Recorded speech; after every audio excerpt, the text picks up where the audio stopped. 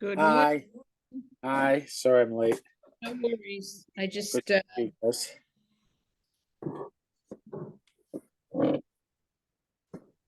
Morning, everyone. Good morning, Estelle.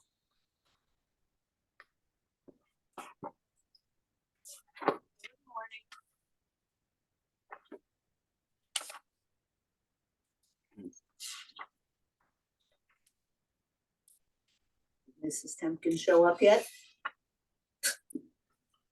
No, but Estelle's there. She's like, Hi, Estelle. There. hi. So organized. Oh, Okay. So we are in chapter 15 of Bamidbar of Numbers, verse 32. 15:32.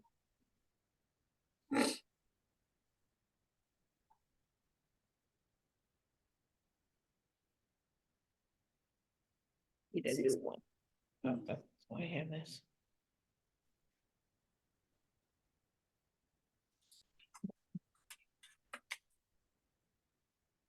Okay. So we're going to read from 32 through 36. 32 through 36. Here comes Lois. So who would like to read? I'll read. Okay, Linda. I like the reads. Once, when the Israelites were in the wilderness, they came upon a man gathering wood on the Sabbath day. Is that correct? Yep. Okay. Those who found him as he was gathering wood brought him before Moses, Aaron, and the whole community. He was placed in custody for it not been specified what should be done to him. Then the Lord said to Moses, "The man shall be put to death. The whole community shall pelt him with stones outside the camp." So the whole community took him outside the camp and stoned him to death as the Lord had commanded Moses. Huh. Okay. All right.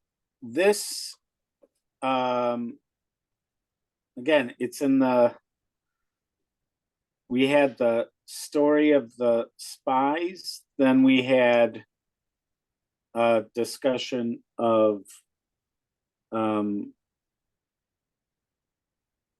challah, and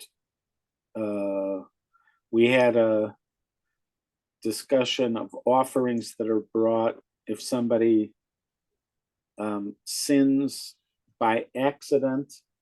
And the last thing we had was that if somebody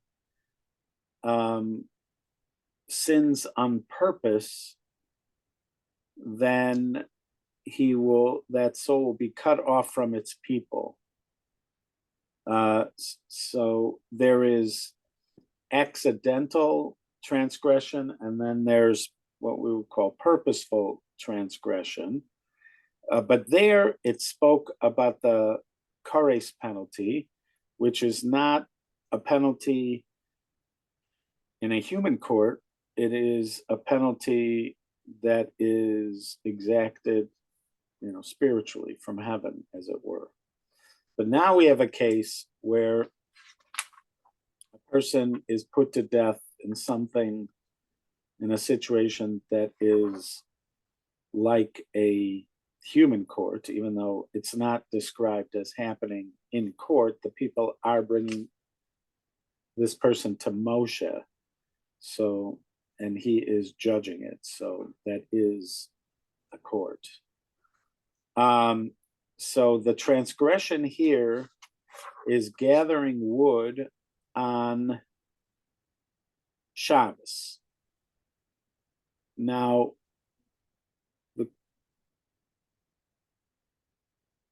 there are a couple steps. One step is in verse 32, he was found to be gathering wood on Shabbos. Then he's brought to Moshe and Aaron and the community, and they put him in some under guard. So we've got, they found him, they brought him, they put him under guard. But there apparently isn't law on this situation. And so God then tells Moshe he shall be put to death via stoning outside of the camp. So that is the judgment. And then he was brought out by the whole community, and they stoned him, and he died as God had commanded Moshe. So there you have a death penalty. This is the first time we see a death penalty that is executed by the people. I mean, we've had war before. We had Moshe killing an Egyptian. We have and we have battles where they're going out. We have the firstborn dying in the plague of the firstborn. You have Nadav and Avihu that die for bringing a strange offering. So you do have people that are dying. You even have some people that are being killed by other people.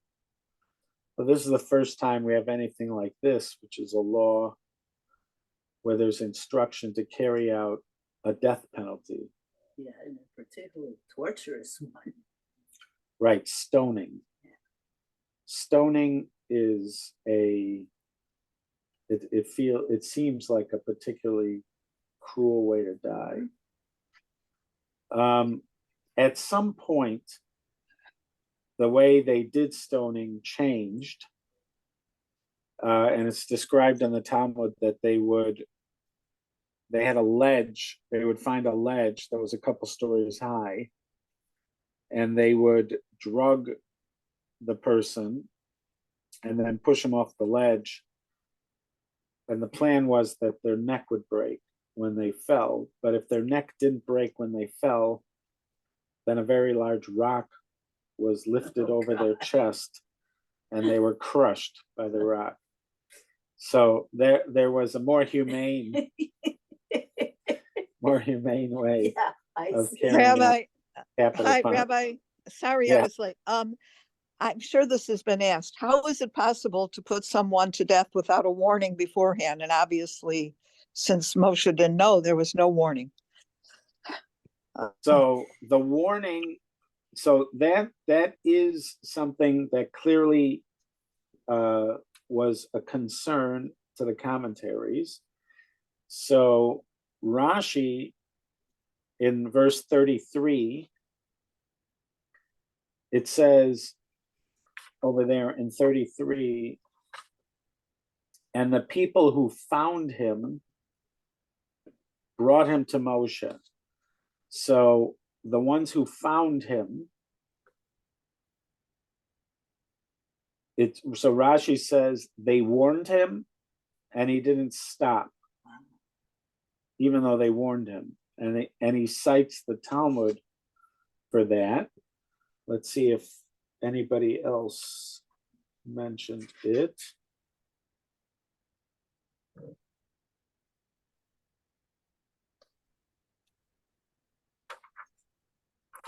So in verse 34 in Rashi, it says, because it was not explained what to do with him.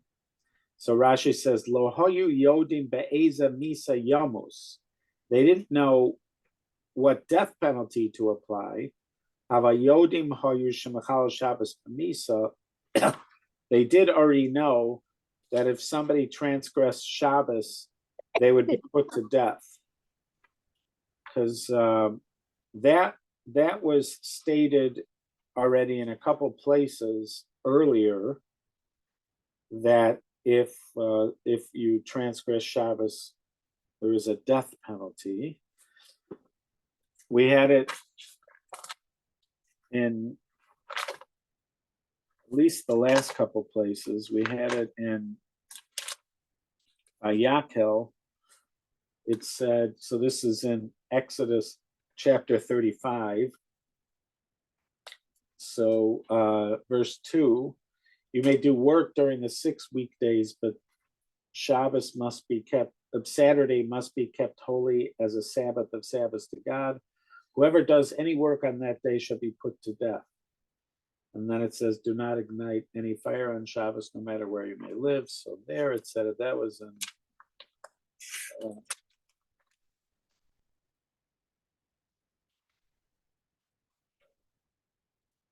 so, and then it says in Vayakel, and then in chapter 32,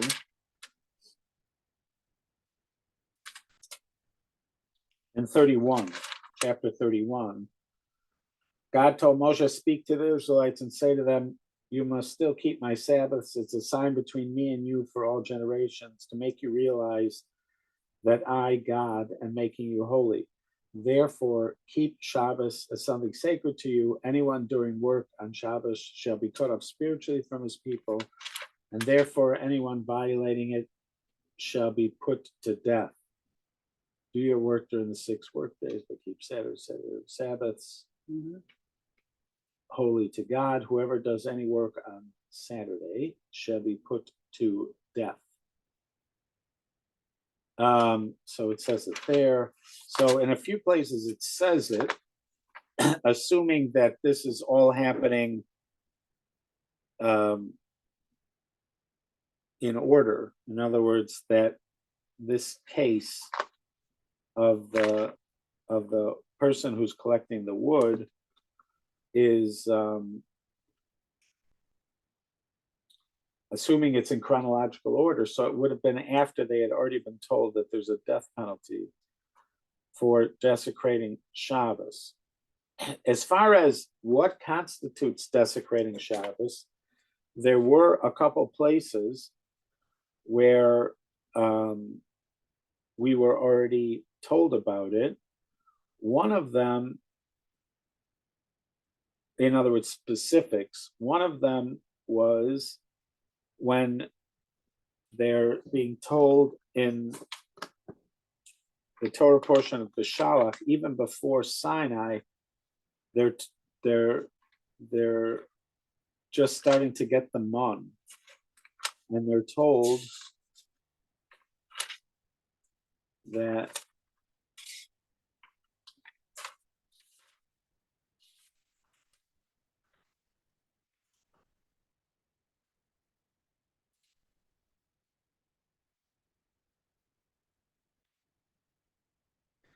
so it says, this is in Exodus 16. So when Friday came, what they gathered turned out to be a double portion of food, 2 omers for each person. All the leaders of the community came and reported it to Moshe. And Moshe said to them, that is what God has said. Tomorrow is a day of rest, God's holy Shabbos. Bake what you want to bake and cook what you want to cook today. Whatever is left over, put aside carefully until the morning. So that, in other words, they're being told you're not going to gather mun, and you're not going to cook or bake on Shabbos. So you're not gathering mun, you're not cooking or baking on Shabbos. They put it away until Saturday morning, as Moshe instructed. It was not putrid, there were no maggots in it.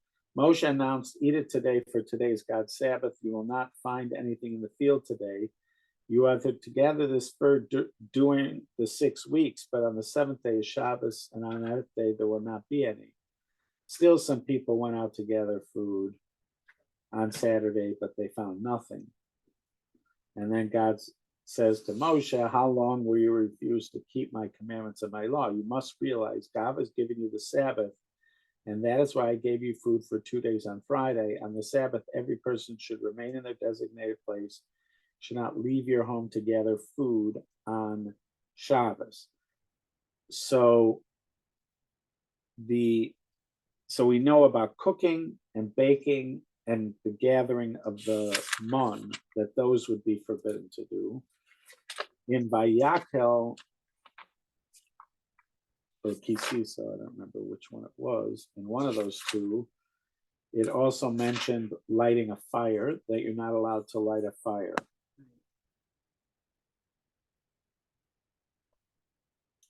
It also mentions staying in your place on Shabbos. So that could imply that you can't Wander around, go Right. places. right travel to other Travel. places. You can work Also, for sure. right. There in one of these places, where did it say it?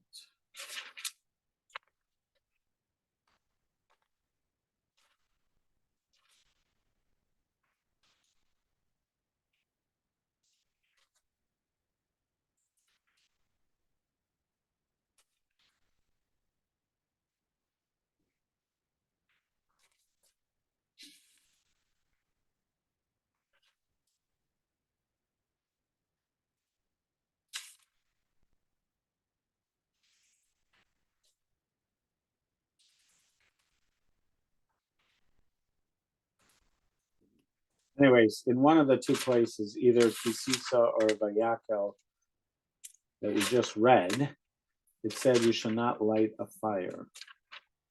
So those are the prohibitions that are specifically mentioned.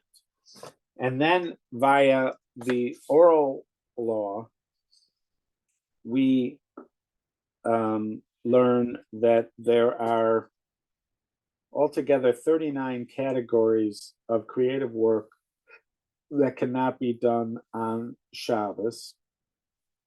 And those are the kind of things for which, if you did them, it would be said that a person violated Shabbos. So the first set of those prohibitions are the kind of things you do either to end up with, let's say, a loaf of bread, or dyes that they might have used to dye in the preparation of the Mishkan. But let's say a loaf of bread. So there's plowing, there is planting seeds, there's harvesting, there is the bundling of what you harvested, and then there's threshing, winnowing, selecting out the rocks, there's pulverizing the grain, so that you end up with the flour. There's sifting. There's different kinds of sifting over there. Then there's making a dough, mixing the water, making a dough. And then there's the baking of it. So each one of those stages represents like a category of things that are forbidden to do on Shabbos. And then you have things to do that are related to hunting. So let's say you want the end product would be a skin. So there's the actual hunting of the animal, there's the killing of the animal, there's the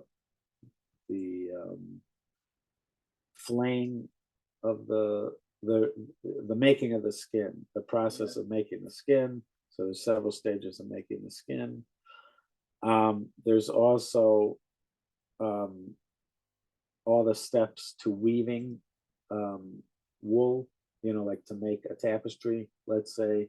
So you've got the shearing of it, you've got the bleaching of it, you have the combing of it, you have the cleaning of it, you have the cleaning of it, you have the bleaching of it, you have the combing of it, you have the spinning of it, and then certain other stages of weaving.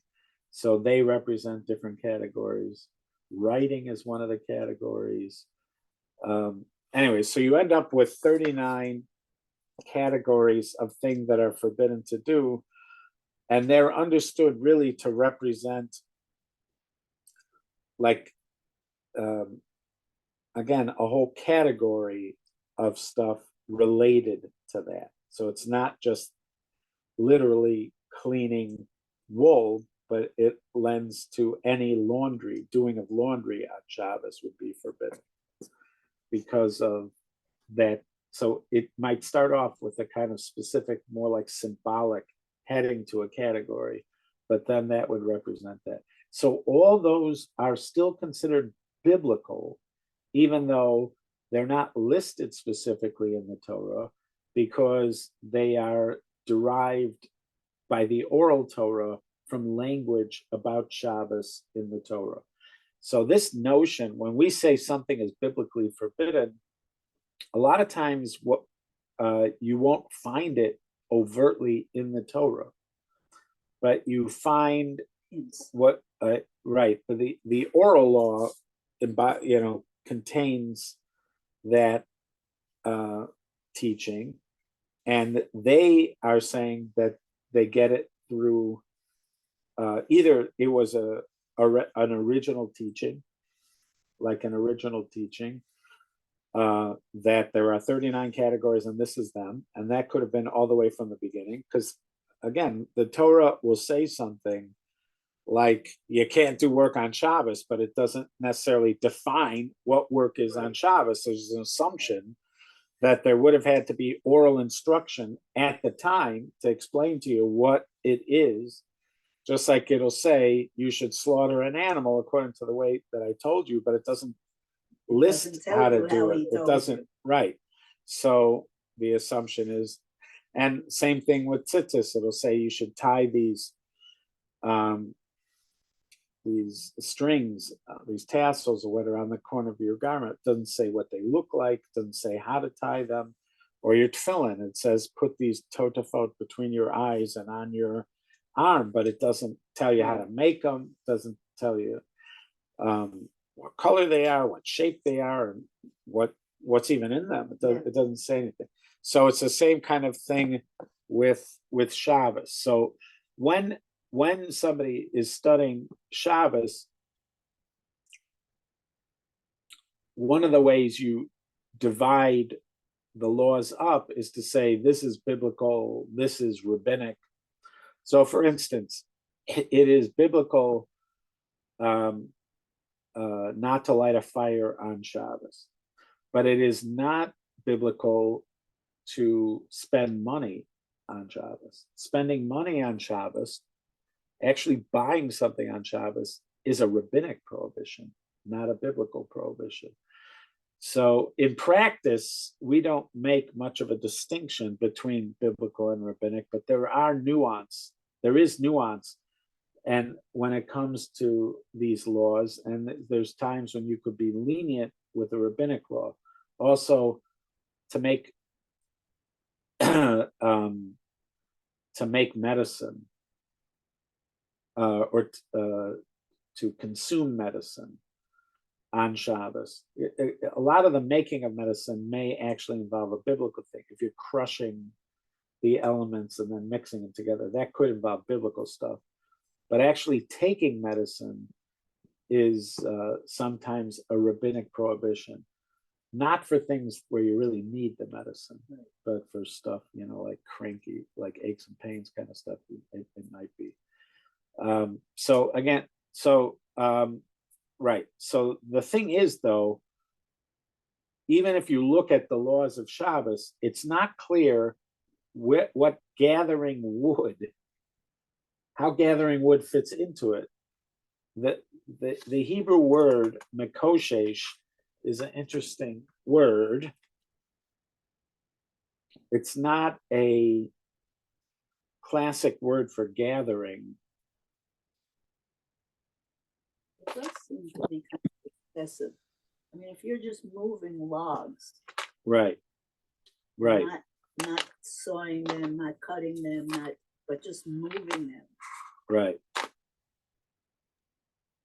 So it's not the word they use for gathering the mana?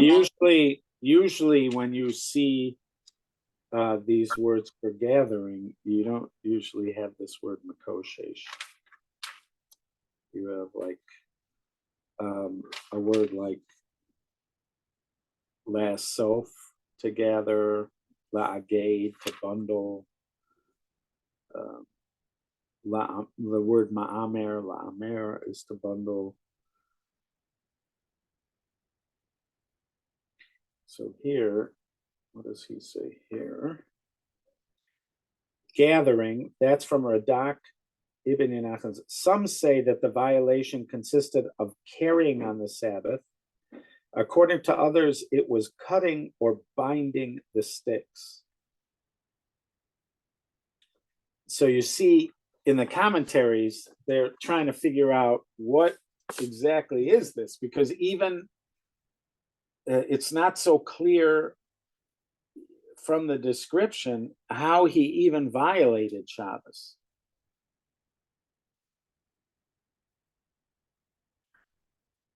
When you look at the categories of prohibitions, gathering wood is not a category of prohibition.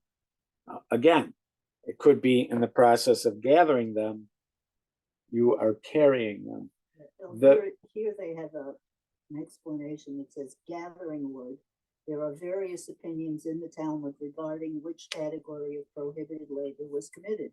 The sticks were spread out and he gathered them together. He carried the sticks for a distance of 4 cubits or more in a public domain, or he tore the twigs from trees. Right. So what you see from this, they are themselves trying to figure it out. They're trying to figure out what he did, because the description alone doesn't make it clear how he transgressed Shabbos. Also, if you're saying that he walked it through a public domain on Shabbos, the description is funny because how far is 4 cubits? Not far, 6 feet, 6 to 8 feet. But a public domain, because the way it described it was they found him. They found him gathering wood on Shabbos. And it doesn't seem like he's just doing this in front of everybody. Yeah. But if it was in a public domain, unless you would say that people aren't hanging out in the public domain on Shabbos, because the public domain was probably the area where the market was and where people were doing business. Even as they traveled, they're not traveling every day. They set up camp, and there was a time when it was several years that they were all in one place. So the public domain would be more something like a public square where everybody is sort of gathering. So it could be that he's there and nobody else is there because they're not doing business on Shabbos. But it's sort of mysterious. It's mysterious what he did. So there's like mystery on top of mystery. One mystery is, what did he do? Yeah. There's a mystery that's presented to us, which is they don't know what to do about what he did. They themselves don't know what to do about it. Right. So you don't know what to do about it. We don't exactly know what he did, and we don't know who he is. We don't know if he's Right. Jewish. Right. Well, there's layer of mystery upon mystery. We know he's a man. Yeah. But we don't know much more than that. So for some reason, it's kept sort of in the shadows. But what we are told is that he was stoned. Yep.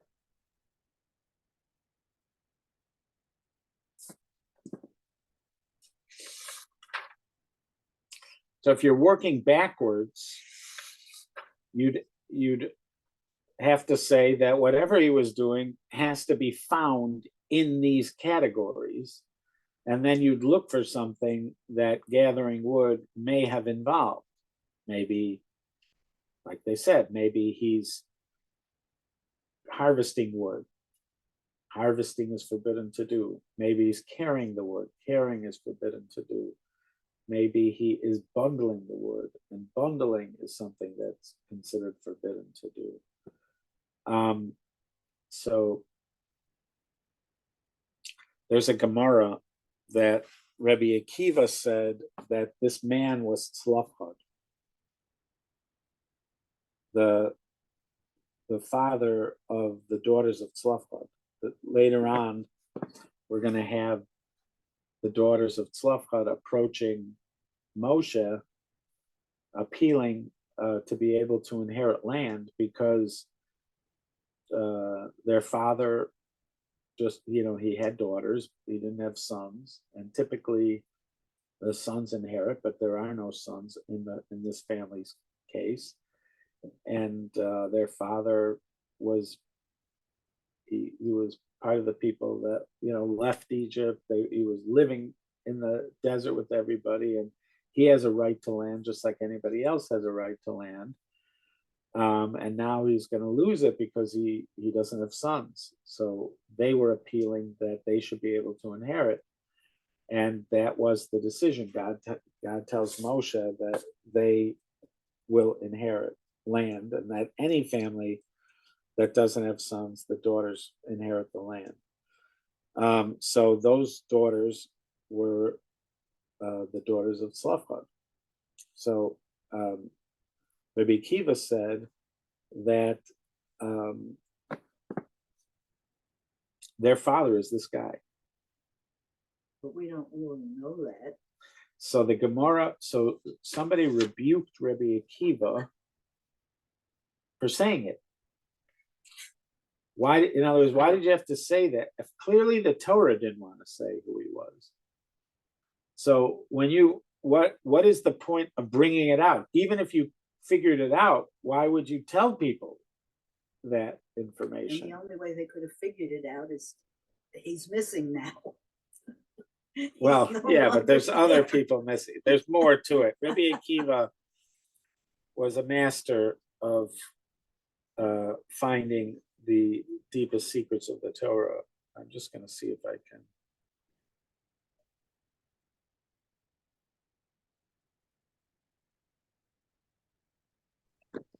Part of it is figuring out how to spell things. Yes. Giving it an attempted spelling. Let's see.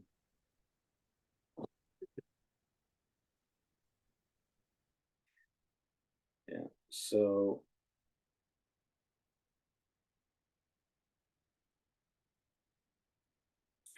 this is, his name is Rabbi Kaganoff. He writes sort of interesting stuff, and it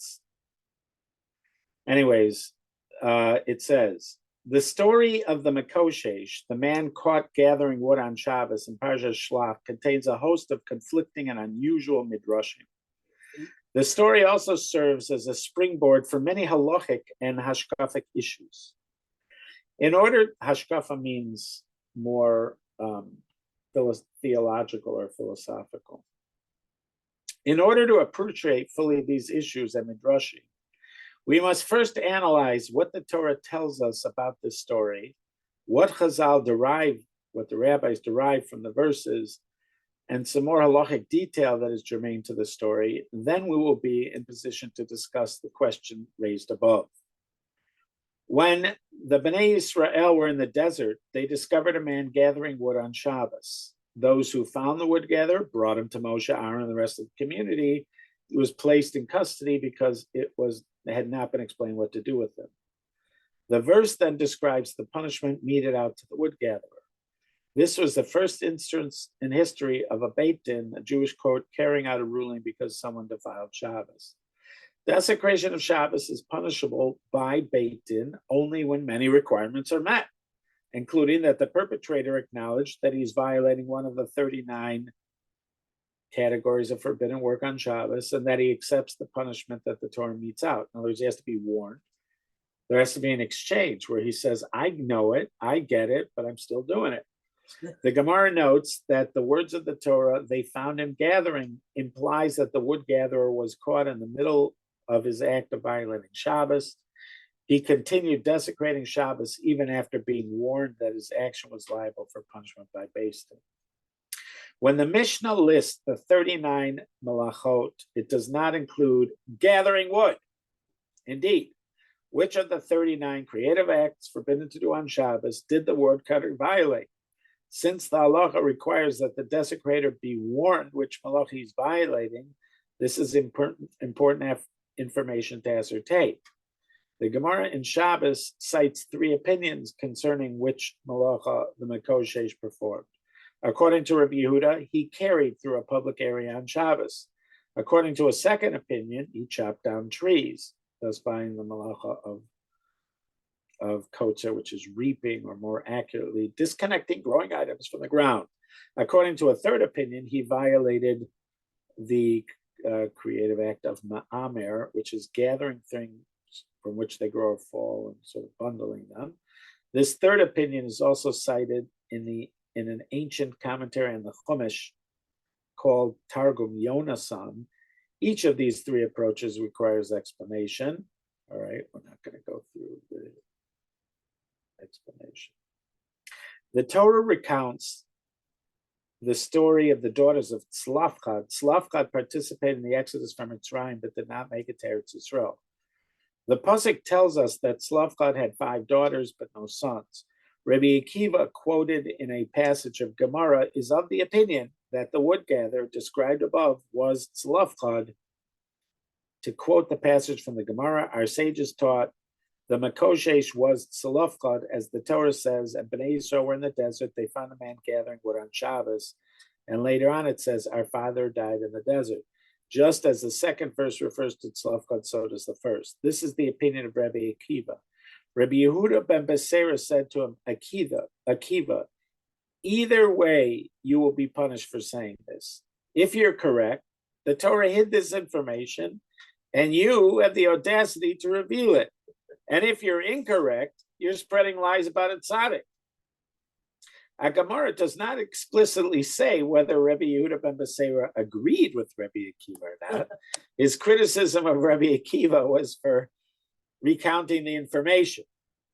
However, there are many midrashim that weigh in on this issue, some agreeing with Rabbi Akiva, including the Zohar, whereas others dispute his claim. For example, we found the following statement in a midrash called Sifrei Zuta. Rabbi Shimon said, it is impossible to say that the Mekoshesh was Tzlafchad. Now, it's just interesting because Reb Shimon Bar Yochai, who was a student of Rabbi Akiva.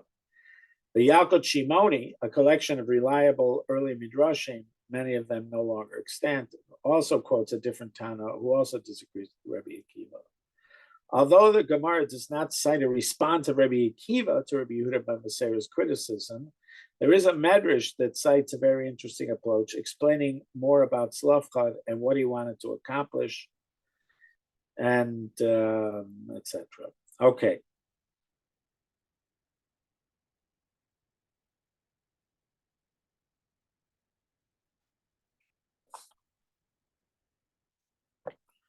So we have mystery upon mystery upon mystery, and that itself is interesting.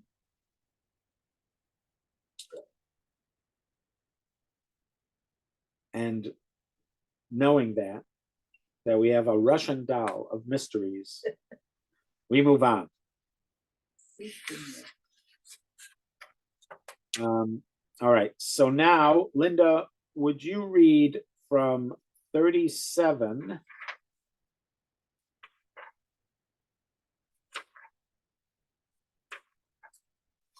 through 41?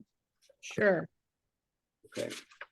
The Lord said to Moses as follows, speak to the Israelite people and instruct them to make for themselves fringes on the corners of their garments through the ages. Let them attach a cord of blue to the fringe at each corner. That shall be your fringe. Look at it and recall all the commandments of the Lord and observe them, so that you do not follow your heart and eyes in your lustful urge. Thus you shall be reminded to observe all my commandments and be holy unto your God. I, the Lord, am your God who brought you out of the land of Egypt to be your God. I, the Lord, your God. That's Okay. through 41, right? Oh, right. All right. So this is the mitzvah that we call tzitzis.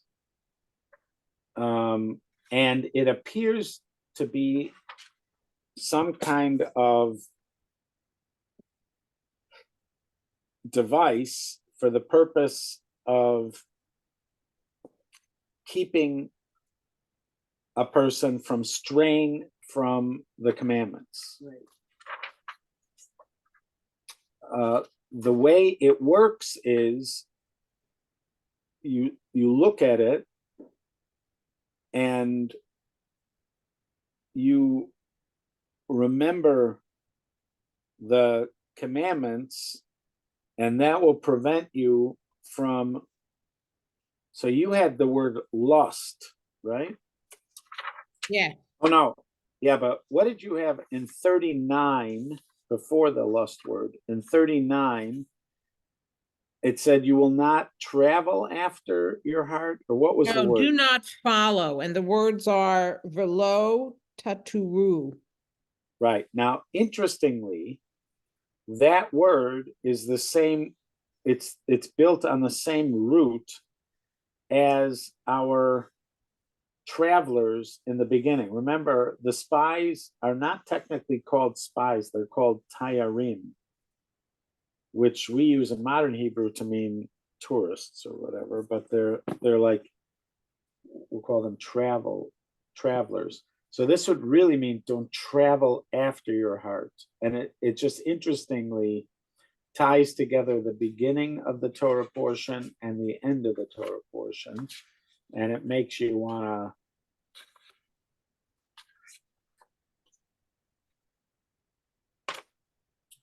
Here, just one example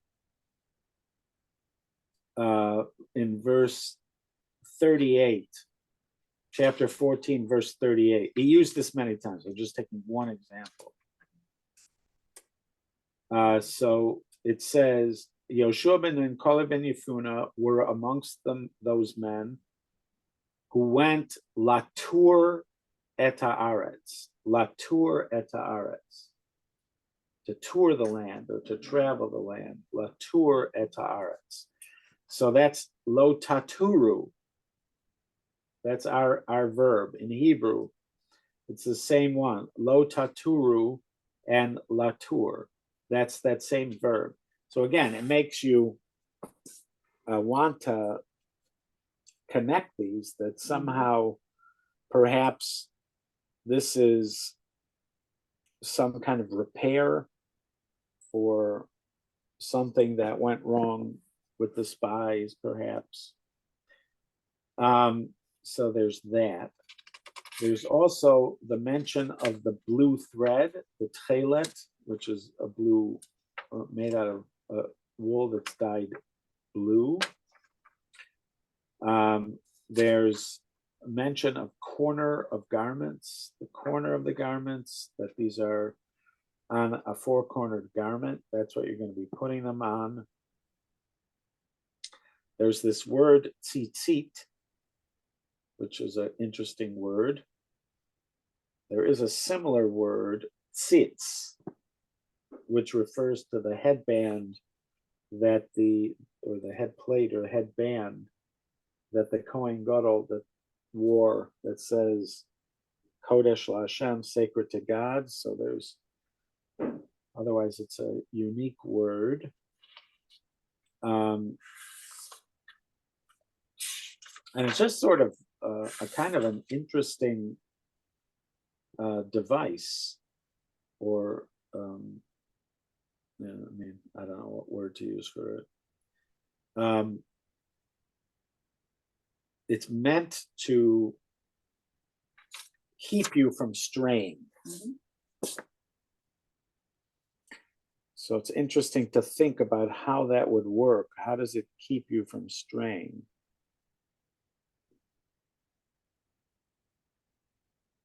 I once asked Rabbi Shlomo Fisher, who was one of the very brilliant teachers at Itri when I studied there.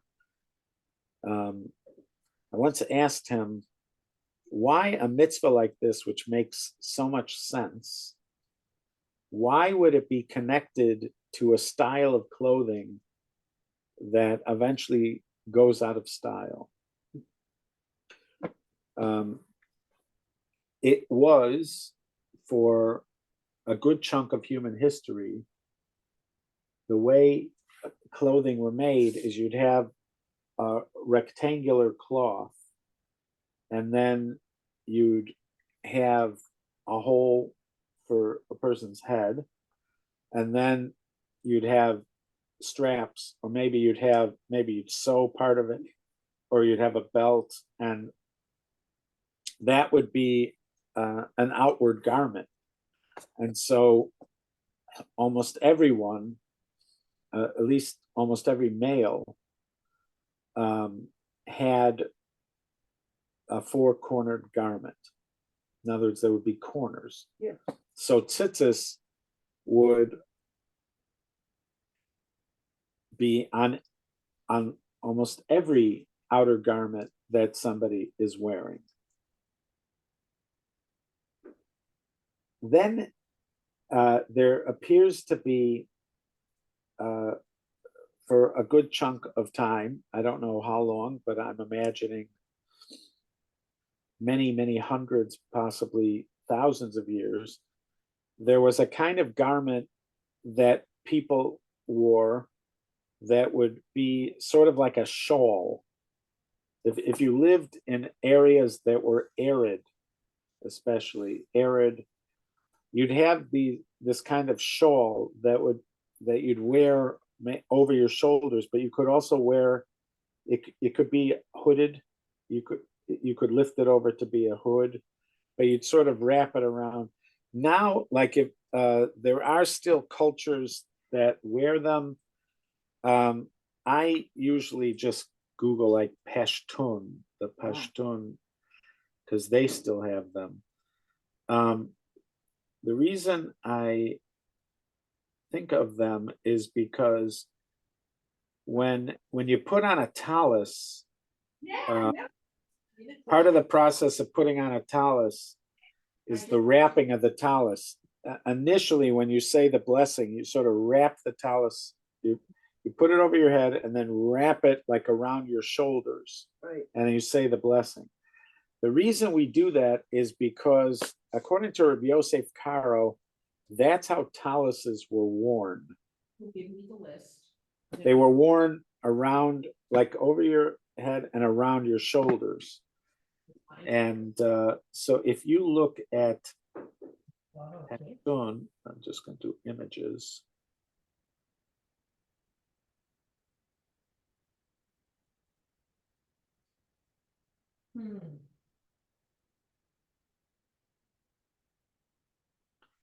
Yeah.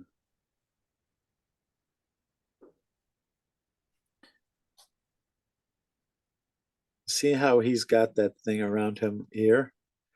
It's large enough to be able to go over his shoulders here, and also in behind to be like a hood over him. There's like in the, let's see here. Here, you see it like, because it depends on the, like these guys are wearing it. He's wearing a version of it. You could wrap it up higher and just wear it over your shoulders. Here, you see this? Yes. These. So they have Yeah. like these shawls, and apparently this would have been clothing. You would have worn something like this for a big chunk of history. So even if you're no longer wearing like a four-cornered garment, you might have still had this shawl-like thing that is also a rectangular piece and it has corners that would have tzitzis on them. So I asked Reb Shlomo Fisher, why is it that Hashem would connect a mitzvah that has such pragmatic value? This is, after all, a device that will keep you straying from the Torah. So that seems really important and it has pragmatic value. Why would you connect it to a style of clothing that's eventually going to go out of style? We now have to go out of our way to put on tzitzis. We have to actually find a garment that is four-cornered and put it on, because we don't wear four-cornered garments. And we have to get something like a tallis, just for prayer. We don't wear it in our everyday use. So he suggested, he didn't have the answer to the question, but he suggested that there seem to be some mitzvahs, the purpose of which is not just the mitzvah, but also to connect us to the way things once were, and that there is a value in having a kind of historical connection. We don't typically have that. We don't have buildings like that because of the nature of our exiles and things. We don't have ancient buildings. We don't have which people would use for that kind of thing. But you could have maybe a kind of clothing or a kind of food, like matzah, where you have a kind of food that connects you back to a moment. And maybe he was suggesting that could be the case with clothing too. Maybe, he's just suggesting it as a possibility. Yeah. That we always keep some connection to the style of clothing that they wore at a certain time. I remember one time I was at Moriah because there was somebody I was studying with, a bar mitzvah boy. May have been I don't remember who it was. It was some family. I had prepared this bar mitzvah boy, so I walked over to Moriah to watch the kid, do his stuff. And so there was a lady that got called up to the Torah who wore a shawl. It was a woman's shawl, but it had tzitzis on it. And to me, that was the first time I ever saw a woman wearing something like a tallis where it made perfect sense. It actually fit, because that would have been, the kind of clothing that would have had tzitzis in those times, that kind of a shawl, as opposed to the tallis, which we wear like Superman, like we have a cape like Superman. That is not most likely how they were wearing tzitzis in those days, but a shawl would have made sense to have it. Yes. Okay, we'll talk more about tzitzis and about these kind of subjects. I am not sure about next Thursday. My father is scheduled, and Judy, his wife, are scheduled to go back to Milwaukee for 1 week. If that in fact happens, then I'm going to be caring for them during basically Tuesday, Wednesday, Thursday, Monday night, Tuesday, Wednesday, Thursday. So then I won't be able to meet. So I'm gonna send an email or a text. I'll let you guys. Yeah. Okay, that'd be great. I just want to let you guys know that I won't be here for the next 3. I'm going to Israel on Thursday. How long are you staying for? I'm going to be there for on the ground 13 days. So it's like a Thursday through a Thursday. Because I'm going there, but I'm not. How are you we won't flying? cross over. Pardon 'Cause me? I get there on Friday morning, the 29th, and I get back here on April 11th. Right, and I'm going, I think, on the 16th. Of Liz is thinking of going too, but she doesn't have her But tickets she yet. doesn't like the 30-hour layover. You could take El Al. Why is there a layover? On the way back, there's a. I'm taking I'm going. no I know, layover. I'm going Yashar, Yashar. I'm flying to Newark. Right, and then you're taking El. And then from Newark to Tel Aviv, and then on the way home, I'm going through Boston. And there's Right. So you could save if somebody was doing it on their own and not doing it as part of a trip, you Right. could save about $1,500 if you go Alitalia. The problem with Alitalia is that on the way back, not on the way there, on the way there, you stop in Rome and then you go from Chicago to Rome and then Rome to Tel Aviv. But on the way back, it's Tel Aviv to Rome, and then there's a significant layover. So Tzippi and I, who are doing it, we're going to spend a night in Rome. That's what we're planning on doing. That's nice. They have great kosher restaurants, by the way, in Rome. Been to a So couple. we're thinking of doing that. Liz is not so convinced she wants to stay over in Rome and travel the sites, etc. I don't know. I had an amazing Jewish tour in Rome by a woman who at the time, her mother was a Roman Jewess, and people, when she was growing up, would say, well, when did your people come? She goes, when did my people come? She said, my people were here before your people were here. It was like, when did you come? She's like, what? There's a really good Jewish tour of the Vatican, which is very interesting. That's I'm what I sure. said, you should go see the Pope. Maybe I'll pop. What is it? There's another, I did all the Jewish tours that were available. So, we went, I went to the kosher restaurants with or without, like when Stuart's in meetings, I just go to they're like all by each other. So I think right. it's great. We'll do our homework.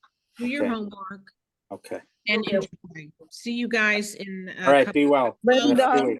have a Linda, wonderful, Linda, a wonderful, Okay. safe Trip. trip. Yes, Yeah. have a safe trip, Safe enjoy. trip. Safe Safe trip, Thanks, everybody. Linda. And good, I Lois, hope your parents recover, Rabbi Karsh. What? I wish that your parents good health. I hope everything goes Thank you. well. Thank you. Thank And you. Chag Sameach. Yeah, Chag Sameach. Freilich and Sameach. Bye, everyone. Freilich and Purim. Freilich. Right. Be well. All right. Okay. Be well. Bye.